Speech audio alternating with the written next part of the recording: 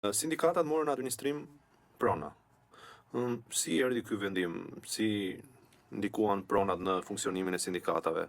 A ishte kjo një goditje le të themi për sindikatat apo ishte një avantazh? Apo ishte një dhuratë që u dha dhe sindikatat nuk ditën ta kthejnë në avantazh? Ajo ishte një shklyrje borxhi. Do të thonë në rast se sindikatat u hodhën totalisht në mbështetje të Partisë Demokratike në atë kohë.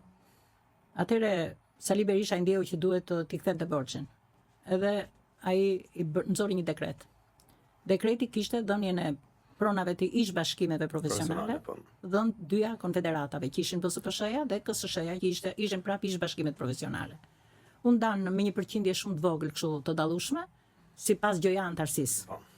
Në të njëjtën kohë u dha dhe disa sindikatave të mëdha një lloj pronësie, siç ishin minatorët, për shembull kishin një pronësi ishte kantieri detar ose si më thonë ato të flotës, se gjithë porti, gjithë këto kishin dhe ato një lloj antarësie.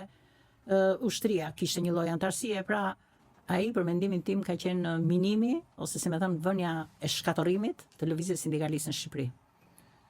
Edhe unë e kam kundërshtuar sa kam ujt. Sepse unë nuk doja të shifsha sindikatat në rolin e administratorit të pronave. Doja të shija gjithmonë në rolin e mbrojtësit e interesave të punëtorëve që tashmë kishin shumë probleme. Mirë po ndodhi e kundërta.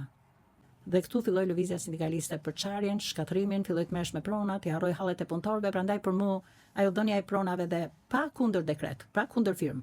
Do të thonë doli vetëm një dekret që po ta shikosh nga ana ligjore ishte i kundërligjshëm.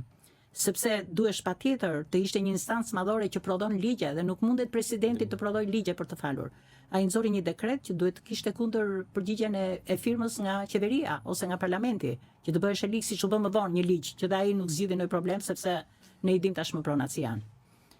Por për mua ndonse, do të thënë në shpirt e dua demokracinë e gjitha, por unë mendoj që ai që një kthim borxhi në të njëjtën kohë edhe një heqje havaleje, si më thon, ta heqim këtë lëvizje punëtore, të heqim qafë.